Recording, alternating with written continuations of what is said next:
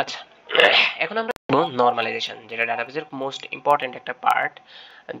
এটা ইম্পর্টেন্ট হওয়ার কারণ হলো এটা রিডান্ডেন্ট গুলো রিডিউস করে দেয়। আচ্ছা, এই নরমালাইজেশনটা কিভাবে করা হয়? আমরা এই নরমালাইজেশন দেখব কিভাবে আমরা 1NF 2NF এবং 3NF করতে পারি।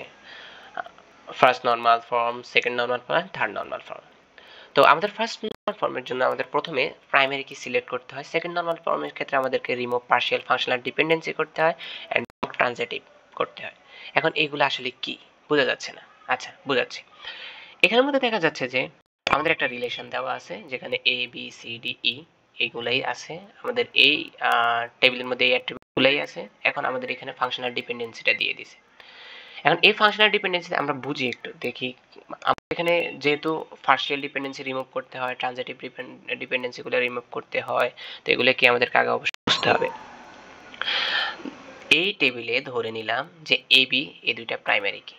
এখন যদি এই এ বি যেহেতু প্রাইমারি কি, এরা কি করতেছে সি ডি ই এই সবগুলোকে কি করতেছে ডিফাইন করতে পারতেছে। সুতরাং আমরা বলতে পারি এটা হচ্ছে ফুল এফডি। এরা হলো কি ফুল এফডি, এ বি মিলে পুরো টেবিলটাকে রিপ্রেজেন্ট করতে পারতেছে, ডিফাইন করতে পারতেছে। ওকে, এখন এই টেবিলের যদি আমরা খেয়াল করি, যদি এ অথবা বি, এ অথবা বি, ধরে নিলাম বি, যদি আমাদের এইখানকার তিনটে অ্যাট্রিবিউটের যে কোনো দুইটাকে আমাদের ডিফাইন করতে পারে, তাহলে তখন আমরা তাকে বলবো কি partial functional dependency. Let's suppose এখানে বি কি কাকে কাকে করতে পারতেছে, ডি আর ই কে করতে পারতেছে। যেহেতু বি ডি আর ই কে করতে পারতেছে, সুতরাং এটা পার্শিয়াল। এবং যদি আমরা ধরি এ সি ডি কে করতেছে, তার মানে তখনও সেটা কি পার্শিয়াল ডিপেন্ডেন্সি। এরপর আমাদেরকে বুঝতে হবে ট্রানজিটিভ। ট্রানজিটিভ বুঝবো কিভাবে? এই প্রাইমারি কি ছাড়া অন্য কিগুলো যদি একে অপরকে ডিফাইন করতে পারে, তখন আমাদেরকে বলে ট্রানজিটিভ। এখানে যদি সিডি কে করে, ডিই কে করে, অথবা সিই কে করে, যেমন সিডি কে, ডিই কে, সিই কে, এই টাইপের জিনিসগুলোকে আমরা সবগুলোকে কি বলবো? ট্রানজিটিভ বলবো। তো ওইগুলোকে আমরা বলবো কি ট্রানজিটিভ ফাংশনাল ডিপেন্ডেন্সি। তো আমাদেরকে এটাই করতে হবে যে remove partial functional dependency, remove transitive functional dependency. আমরা 1NF একটু বুঝি। আমরা এখানে কি বলছিলাম যে ফুল FD A B C D E K পুরোটাকে define করতে পারে। লেটস সাপোজ আমরা এখানে যদি খেয়াল করি, আমাদের এটা একটা টেবিল, আইডি, কোর্স নাম, course title, department, instructor ID, instructor name, দুইটা টেবিল মিলে একটা টেবিল। একটা টেবিলের মাধ্যমে স্টুডেন্টের হিসাব রাখতেছে, আমাদের এখানে ইনস্ট্রাক্টরদেরও হিসাব রাখতেছে। তো এখানের ক্ষেত্রে যদি এই দুইটাকে আমরা প্রাইমারি হিসাব করি এবং এরা যদি টেবিলের অন্য সকল অ্যাট্রিবিউটকে ডিফাইন করতে পারে,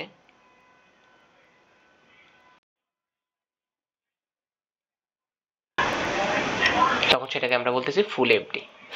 এবং এখানে যদি যে কোনো একটা, যেমন কোর্স নং, যদি অন্য কয়েকটা ভ্যালুকে আমাদের ডিফাইন করতে পারে, দুইটা তিনটা হইতে পারে, কয়েকটা ভ্যালুকে, তখন তাকে আমরা বলতেছি পার্শিয়াল। যেহেতু সে একটা প্রাইমারি কি, সে পুরোটাকে পারতেছে না, সে কোনো না কোনো ভ্যালুকে করতে পারতেছে, তখন তাকে আমরা পার্শিয়াল বলতেছি। ট্রানজিটিভ বলবো যে এখানকার কোন আইডির ভ্যালুর মাধ্যমে যদি এখানকারই আবার কোনো ভ্যালুকে আমরা ডিফাইন করতে পারি। লেটস সাপোজ আমরা ইনস্ট্রাক্টর আইডি দিয়ে ইনস্ট্রাক্টর নেমকে কিন্তু পারি। যদি এরকম পারি তাহলে আমরা তাকে বলতেছি ট্রানজিটিভ। ধরে নিলাম এটা আমাদের একটা কোশ্চেন, এটাই আমাদের একটা কোশ্চেন, আমি যেটা এখন তৈরি করলাম সেটাই আমাদের একটা কোশ্চেন। তাহলে এই কোশ্চেনের জন্য আমরা 1NF 2NF 3NF কিভাবে করব, চলো দেখি। তো আমরা সলিউশনটা করি। ওকে, আমরা প্রথমে ফার্স্ট নরমাল ফর্ম করব। আমরা ফার্স্ট নরমাল ফর্মে কি বলছিলাম যে সিলেক্ট প্রাইমারি কি। এখন এখানে অলরেডি এই টেবিলটার প্রাইমারি কি সিলেক্ট করা আছে, তো সুতরাং তো আমাদের এখানে কিছু করার দরকার নাই। যদি না থাকতো তখন আমরা আইডি আর কোর্স নামকে সিলেক্ট করতাম, সিলেক্ট করে সেই টেবিলটা ড্র করতাম। এখন যেহেতু করার দরকার নেই, সুতরাং আমরা বলবো যে the table is already in 1NF. Okay, এবার আমরা 2NF করব আমাদের সলিউশন অনুযায়ী। আসলে এতটুকুই লিখতে হবে, 1NF 2NF 3NF এভাবে আর কি। আচ্ছা, তো এটা অলরেডি ইন 1NF। এখন 2NFটা দেখি।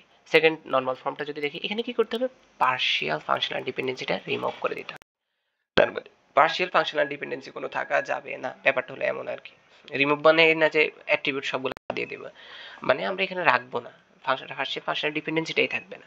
এটা কিভাবে করতে পারি? এখানে কে পার্শিয়াল দিতেছে কোর্স নাম, course title, instructor ID, instructor name. এদেরকে আমরা এখন লিখে ফেলবো। একটা টেবিল বানাই যেখানের মধ্যে আমরা কোর্স নাম, তারপর কোর্স টাইটেল,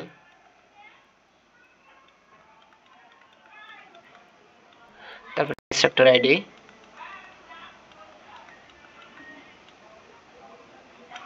তারপরে ইনস্ট্রাক্টর নেম,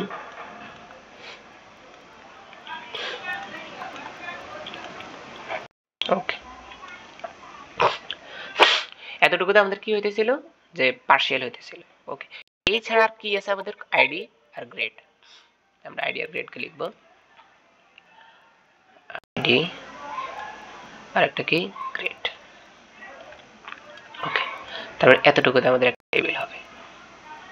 আচ্ছা, ওকে, তো আমরা একটা টেবিলের নাম R1 দিলাম আর একটা টেবিলের নাম R2 দিলাম। এখন কথা হলো এই দুটোকে তো আলাদা করে ফেললাম, কিন্তু এদের মধ্যে কোনো কানেকশন আছে? এই আইডি কোন ইনস্ট্রাক্টর, এই আইডির স্টুডেন্ট কোন ইনস্ট্রাক্টর আন্ডারে কাজ করতেছে, এটা কি আছে? না, নাই। যদি এমন অবস্থা হয় তখন আমরা কি করব, যে এখানকার যে প্রাইমারি কি আছে, এখানকার প্রাইমারি কি এটা, এখানকার প্রাইমারি কি এটা, এখানকার প্রাইমারি কি এখানে ফরেন কি হিসেবে আসবে, কোর্স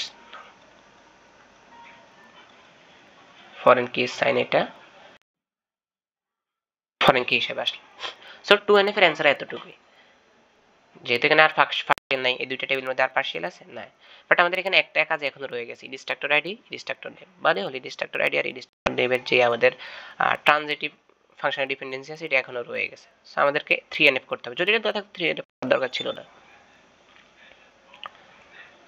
আমরা 3NF যদি করি, এই টেবিলে আমাদের এরকম কিছু নাই, সো এই টেবিলটা সেমই থাকবে। আমাদের যা করতে হবে সেটা হলো R1 টেবিল নিয়ে কাজ করতে হবে, যেটা আমাদের রেজাল্ট সেটা দিয়ে কাজ করতে হবে। আমাদের আবার উপরের টেবিলে যাওয়ার দরকার নেই, ওই টেবিলটা থেকে তো আমরা সেকেন্ড এনএফ করলামই। সো এখন আমরা এই যে সেকেন্ড এনএফ থেকে যে রেজাল্টটা পাইছি সেটা দিয়ে কাজ করব। তো এখান থেকে দেখতেছি এতটুকুতে ট্রানজিটিভ হয়, তাই না? সো আমরা এতটুকুকে লিখে ফেলবো, যে ইনস্ট্রাক্টর আইডি আর instructor, sorry INS, instructor name.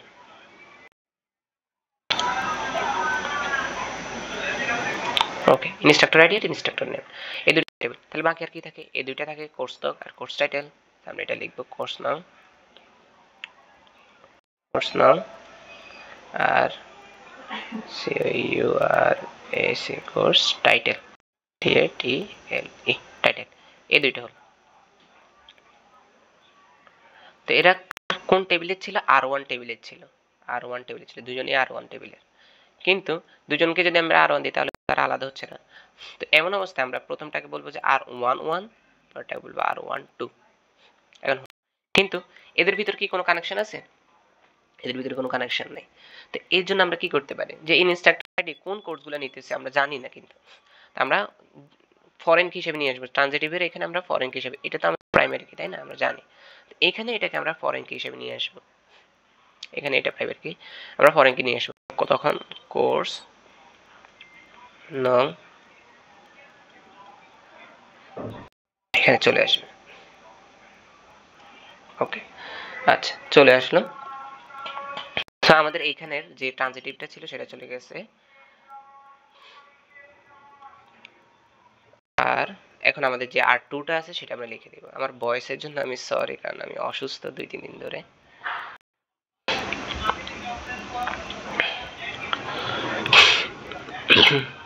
ID, grade আর কোর্স নাম, COURS কোর্স নাম।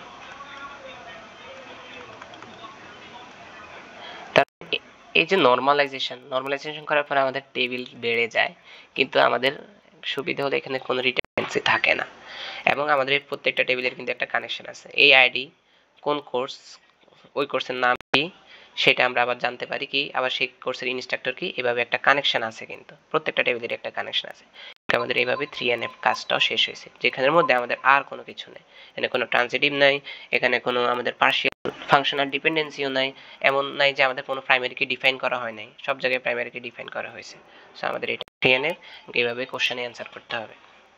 এই তিনটা জিনিস ফলো রাখলে কিন্তু কোশ্চেনে অ্যান্সার করা খুব সহজ। ওকে, আসসালামু আলাইকুম।